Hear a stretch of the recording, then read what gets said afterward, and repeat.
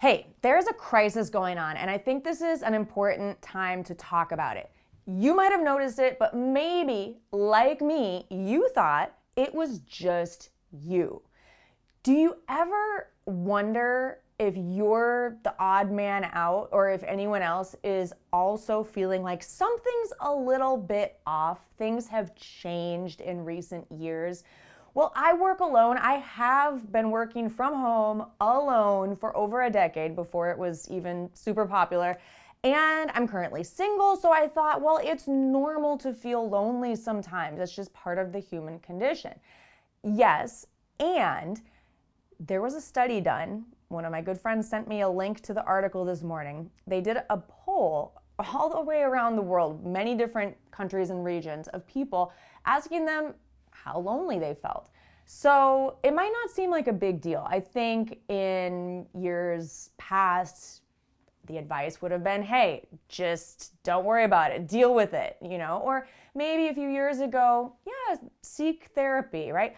But that's not going to solve our loneliness issue. Our loneliness issue around the world is that in many regions, including North America, including many parts of Europe and Asia and other places as well, people are feeling more and more lonely than ever before. And there are some interesting causes for that. And I want to give some suggestions and propose some solutions because Go Natural English, this channel, and my English as a second language teaching was actually founded on this idea that I had that connection is so important. I mean, I'm not saying I'm like the only person who had that idea. I'm just saying for me personally, connection is the root of my passion behind teaching language and communication skills. Because connecting with each other as humans, no matter what language we grow up speaking, we can learn English and use it as a global way to connect together. So it's very important to me. Okay, so I'm curious, first of all, have you felt more lonely than usual? Especially if you are an adult, this is an issue. The article says that especially people in middle age, which could be considered like 30 years old and up, it is becoming more and more of an issue. One of the big causes is, well, in North America, we really believe in individualism, right? So we love the power of one, the power to do things on our own independently. And now with more and more social media, texting, like we're not seeing people in person as much. I mean, not to mention like the whole pandemic, that really made people feel lonely. But now we're out of that and we're still feeling lonelier and lonelier. And part of that is that we're not picking up the phone, we're not talking to each other, we're not hearing each other's voices, having real-time conversations. Yeah, we have a lot of Zoom meetings, but that is not always like a real connection. That's just for work, right? And really that face-to-face connection is missing. So if you felt like something was off, you're not alone. This is a worldwide issue, and it's important to talk about. I think that it has been taboo to admit if you feel lonely because that might make you seem like someone who's rejected or a loser, but that's not the case because I think that most people feel this way. So it's normal. You can share in the comments if you'd like to. Another reason why this is happening more and more, according to the article, which I can link to in the description, is, okay, we have social media, we have people not getting together as often, we have the independent streak in North America, like we love being independent and doing things on our own. Also, we have economics, okay? Economics is an issue because with inflation, people are feeling pressured to work more and socialize less. So if you felt that pressure as well, like you have to give up time with your friends and family in order to pay the bills, that is a real issue. So it's complex. It really is. How do we solve this issue of loneliness? How do we solve this issue of economics. We also, especially in the US, we don't have a lot of social support compared to other countries. You know, like we have private health care. That's a big issue where people may feel lonely or unsupported, especially if they don't have like that feeling of, okay, I can go to the doctor and get the care that I need. Like a lot of people are afraid of seeking out help with therapy if they feel lonely because they don't know how much it's going to cost, or they do know how much it's going to cost and it's a lot. So they just like don't even want to do it. So that's very real. So let's talk a little bit, and if you have more ideas or suggestions, or you've read about other reasons why this is happening, I'm very curious about why it's happening. I think we need to understand the why so that we can solve it and see how we can, overcome this feeling of loneliness that is overtaking a lot of our countries and our cultures. And it's interesting too, because there's never been more people on the globe. Like, there's so many people. Why do we feel more and more lonely if there's more of us, right? So we talked about some of the reasons. I want to talk about some suggestions. At the end of the day, I want us to all learn a second language, not just English, but I love learning other languages as well. But I want us to learn to communicate with each other in order to have more connection. So I'm teaching English here because it is my native language. I'm from the United States, originally from Minnesota. I've taught English around the world, and I realize that it is the language of a lot of things, of, the international language of business and science and technology and so on. So it is a really powerful language that connects us across many fields and in our personal lives as well. So let's just talk about English for now. So learning English can be a tool that helps us connect, especially if you're living in an English-speaking country. It's even more important to learn English so that you can connect with other people around you, not just people from your country who speak your language, but also other people from other countries or local people as well. So improving your fluency will help, but there are some specific things that you can do, like going outside of your comfort zone, okay? Doing things you wouldn't normally do. Like, for example, searching for a meetup group. There's a website called meetup.com. Looking for social activities that you enjoy. Like tomorrow, I plan to go to a women's group, and that's something that I researched. I had to find it. I had to go out of my comfort zone, out of my normal patterns to find this. And so you're gonna have to do a little bit of work to connect with people, especially if you're new to a new country, a new state, a new city. So go out of your way to research ways to connect with people as an adult, especially if you're not in school, or even if you are, you want to connect with people in all different areas, not just work, not just school, but like having a third space. And speaking of a third space, which used to be really common, normally a lot of people would go to church as a third space, but now people are not going to church as much anymore. So we have our homes, we have work, and then we don't really have a third space to socialize. A mall might be an example of a third space, but people don't really go there, and it's very consumeristic, so you feel like you have to spend money, and people are just like walking around buying things. It's not really like a social atmosphere.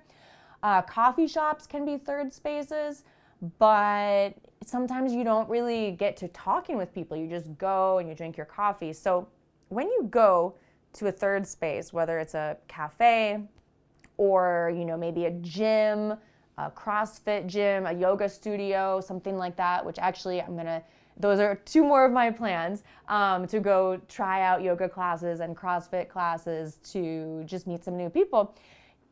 Think about how you can not only start conversations with other people, but invite other people into your conversations as well. So if you start talking with someone about class or whatever it may be, about yoga, whatever it is, if you see someone just standing there, like invite them into the conversation. Like, oh, hey, do you know, like, what's your favorite class? Or do you know when the next class is? Or do you know if there's a beginner's class? like ask questions. Sometimes I ask questions even if I know the answer to them because I want to engage people. So while you might be feeling like, oh, you want someone to invite you into the conversation, it might not happen that way. Not everyone is thinking like, oh, how can I involve you in conversation? So you have to be the one to take action. You're gonna have to go outside of your comfort zone. And it's okay if your English is not perfect. The most important thing is that you try, you make an effort. Smile a little bit more, and it makes you more approachable. It makes people want to talk to you. It makes them want to invite you into conversation or ask you questions or help you. You can ask questions, you can give people compliments. When I walk my dog, which if you have a dog, they're a great way to make social connections because I meet people at the dog park all the time. When I'm walking my dog, they often stop us and tell my dog that she's so pretty. It's the cutest thing. They love stopping and asking if they can pet her. I mean, 9 out of 10 people are stopping and wanting to talk to my dog. And not necessarily talking to me, but it is a good gateway to open up a conversation with that person if they're already talking to my dog. So if I wanted to open up the conversation with them, I could ask them, do you have a pet? Do you have a dog? And you start talking. And it's okay if you don't become best friends with that person. The important thing is that you're just getting out there and having some human connection at first. Another strategy for connecting with people is to create a positive mood.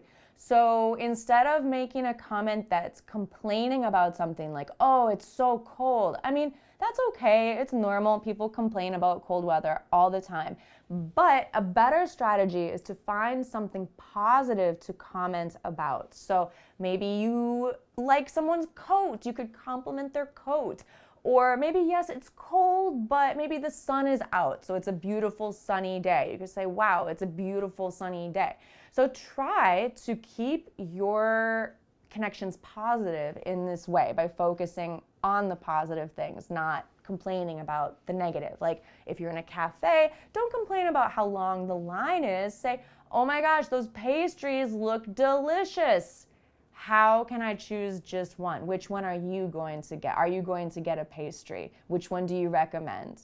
I want to know if you have strategies or if you have tried certain conversation starters that have worked well for you, because we can share them in the comments here. And honestly, this is for people learning English, but definitely also for native speakers. This is for everyone and anyone who wants to connect more with people in real life. So make time, go out to a third space if you can. Maybe it's a cafe or, a favorite shop. Try to go there more than once. So maybe you see the same people over and over, or at least you might see the same person working there. You could ask, like yesterday, I went to a cafe and they have a happy hour at the cafe.